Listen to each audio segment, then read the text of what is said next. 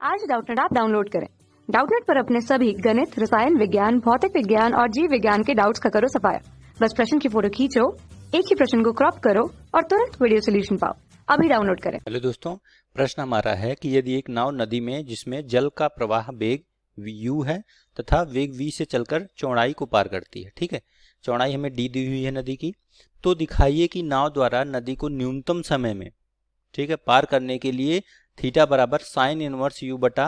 v दिशा में चलना होगा तथा नाव का जल के सापेक्ष वेग v square minus u square है और जल की प्रवाह की दिशा के लंबवत होगा, ये भी दिखाना होगा, ठीक है। यदि नदी की चौड़ाई d है तो नदी को पार करने में लगा न्यूनतम समय t मिनिमम जो है d बटा v square minus u square होगा। ये तीन चीजें हमें दिखानी है, ठीक है। तो यहाँ पे हमें दिया है कि जल का प्रवाह का वेग u है और एक नाव है जो कि v वेग से चलकर उस चौड़ाई को पार कर रही है, ठीक है। तो चित्र अगर हम दिखाएं तो मान लिया हमारा कोई d चौड़ाई की नदी है, ठीक है, ओ पर अभी हमारा क्या है,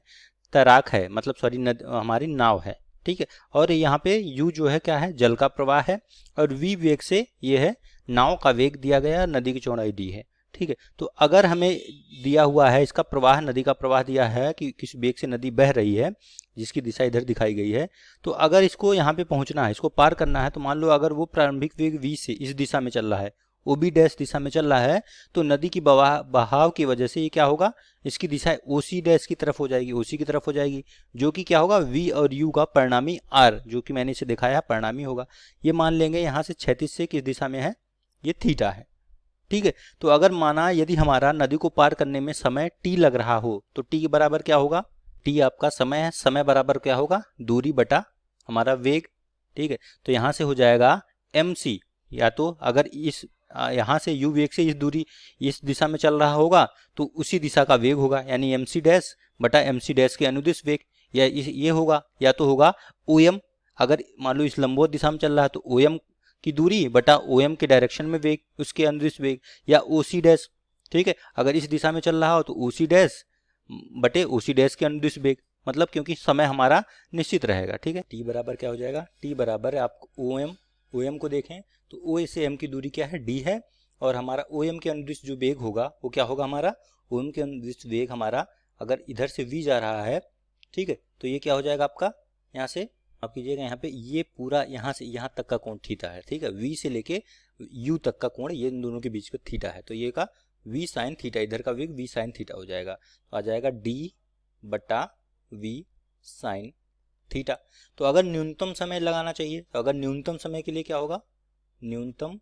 समय, अगर हमें समय न्यूनतम लेना है, अगर न्यूनतम समय लगे नदी को पार करने के लिए, तो साइन थीटा क्या होना चाहिए, साइन थीटा का मान यदि 1 हो जाए तो हमारा समय न्यूनतम होगा, यानी थीटा जो है 90 डिग्री हो जाए। मतलब क्या है कि ये जो वेग है v जो है, इस वेग नदी के बहाव के लंबवत अगर जो है चलेगा तो समय न्यूनतम लगेगा, क्योंकि ये दूरी हमारी भी न्यूनतम होगी। यही हमें दिखाना था, एक तो ये सिद्ध हो गया कि दिखाना था कि जल के प्रवाह की दिशा के लंबवत उसे चलना होगा, ठीक है, और उसका वेग ये दिखाना है। तो एक पार्ट तो हमारा यहाँ से सिद्ध हो गया कि न्यूनतम अगर वो लंबवत चले,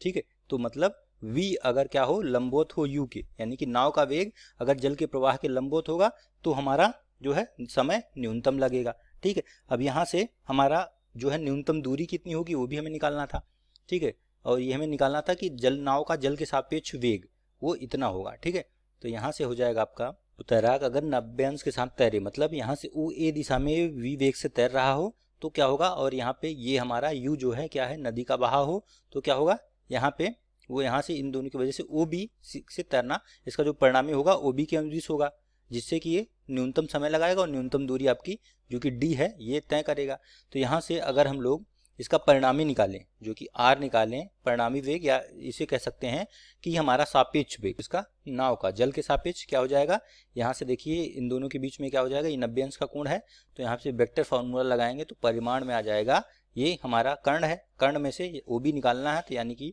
OB बराबर आ जाएगा आपका v square minus u square का अंडर रूट, ठीक है, आपका पाइथागोरस लगेगा, या फिर आप त्रिभुज का जो हमारा वेक्टर का जो फॉर्मूला होता है, तो ये हमारा एक पार्ट तो ये सिद्ध हो गया, यहाँ से दूसरा पार्ट पहला ये था, दूसरा ये हो गया। और साथ में यहाँ से हमें थीटा भी दिखाना था, तो आप यहाँ पे थीटा देखेंगे तो क्या हो जाएगा, थीटा बराबर हो जाएगा, या साइन थीटा बराबर हो जाएगा, यहाँ पे साइन थीटा बराबर क्या, लंब बटा कर्ण होता है, ठीक है। तो लंब क्या हो जाएगा ये हमारा, यहाँ से ये थीटा है तो ये आधार होगा, लंब हो जाएगा u और कर्ण हो जाएगा v। ठीक है, यानी कि थीटा बराबर क्या हो जाएगा आपका साइन इनवर्स u बटा v। यही सिद्ध है, ये भी हमें सिद्ध करना था। ठीक है, न्यूनतम समय के लिए, तो न्यूनतम समय के लिए मैंने बताया कि थीटा 90 अंश होना चाहिए, तो ये आपका OB की दिशा में जाना चाहिए, जो कि यहाँ पे ये आपका थीटा जो है मतलब OB की दिशा में जाना चाहिए, तब जाके न्यूनतम समय लगेगा। तो यहाँ से ये अगला पार्ट सिद्ध हो गया कि इसके लिए थीटा का मान साइन इनवर्स u बटा v होना चाहिए। ठीक, और क्या सिद्ध करना था हमें,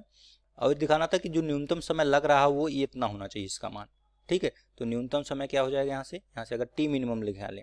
तो टी मिनिमम बराबर क्या होगा आपका, ये बराबर हो जाएगा दूरी बटा चाल होता है। ठीक है, दूरी क्या होगी O से B तक की दूरी, और चाल क्या होगी वही हमारा नाव के सापेक्ष वाला वेग होगा, यानी कि VOB।